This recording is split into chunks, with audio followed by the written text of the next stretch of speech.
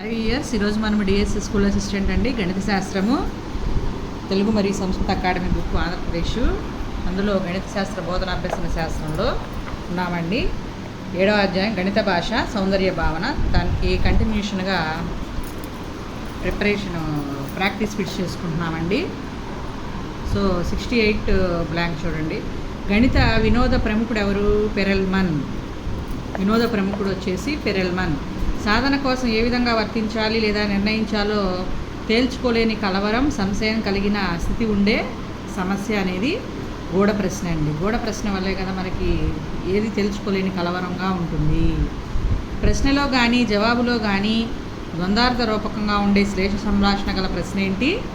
Riddle. ఉపమానం లేక రూపకమనే అలంకార భావన గల భావతో రూపొందించబడి సాధించడానికి జాగరూకతో ఆలోచించడం అనేది చాతుర్యం అవసరమగు చిక్కుముడేది రిడిల్ అండి. మనఃపూర్వకంగా కలవరపెట్టే విధంగా తయారు చేసిన ప్రవచనం లేదా ప్రశ్న ప్రత్యేకించి కాలక్షేపానికి ఆటగా కానీ గూఢ ప్రశ్నగా కానీ ఊహించడం లేదా సాధించడానికి అవకాశం ఉన్న యోజనే రిడిల్ అండి. రిడిల్ అంటే చాలా ఇంపార్టెంట్ అండి. ఈ బ్లాంక్ మనకి డిఎస్సిలో కంపల్సరీగా వస్తుంది.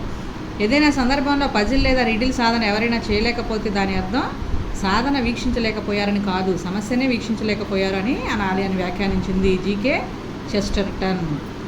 సాధారణంగా ఏమి సంభవించడానికి వీలుందో దానికి విరుద్ధంగా కనబడే వాక్యాన్నే స్వయం విరుద్ధత అంటారు. కొన్ని వేరువేరు సహజ సంఖ్యలు ఒక చతురస్రాకార గ్రిడ్లో అమర్చి ఆ అమరికలోని ప్రతి అడ్డు నిలువు వరుసల సంఖ్యల మొత్తం ప్రతి కర్ణం సంఖ్యల మొత్తం ఒక స్థిరరాశికి సమానమైన ఆ అమరికనే వింత చదరం అంటారు. వింత చదరంలో స్థిరరాశి వచ్చేసి మ్యాజిక్ స్థిరాంకం అండి. గణిత కౌముదిని రచించింది నారాయణ పండిత. ఇది కూడా ఇంపార్టెంట్ అని ఒకసారి వచ్చింది డిఎస్సిలో. నెక్స్ట్, గణిత కౌముది అనే గ్రంథం ఏ పేరుతో వింత చదరాల గురించి చర్చించారు? భద్రగణితం. వింత చదరాలు లభించిన ప్రదేశం ఏంటండి? ఎల్లోరా. వింత చదరాలుపై మొదటగా పరిశోధన చేసిన విదేశీయుల్లో ఒకరు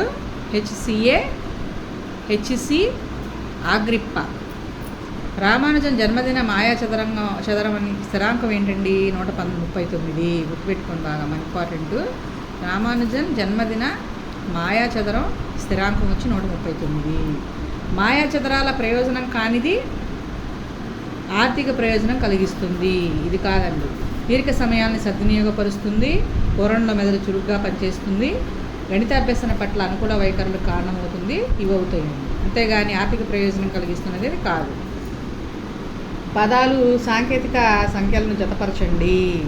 అంటే పదాలు ఉన్నాయనుకోండి, ఇప్పుడు నేత్ర, అలా నేత్ర ఉంటే 2, శర అంటే 5, ఆకాశ అంటే 0, శశి అంటే 1, చంద్రుడు 1, ఆకాశం 0 శూన్యము.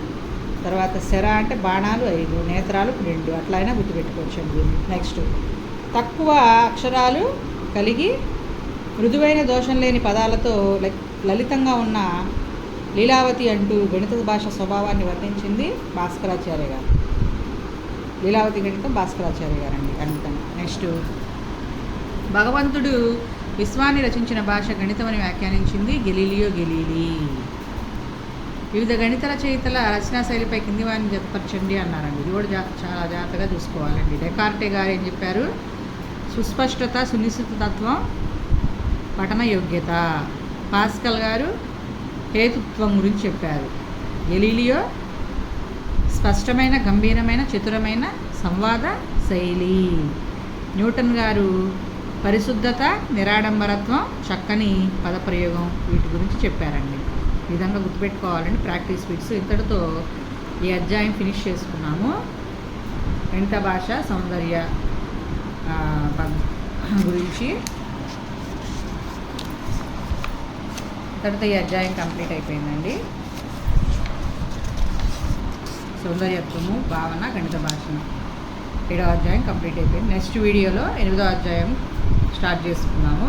అభ్యర్థులందరూ దయచేసి నా వీడియోని సబ్స్క్రైబ్ చేసుకొని షేర్ చేసి లైక్ చేయండి. Thank you.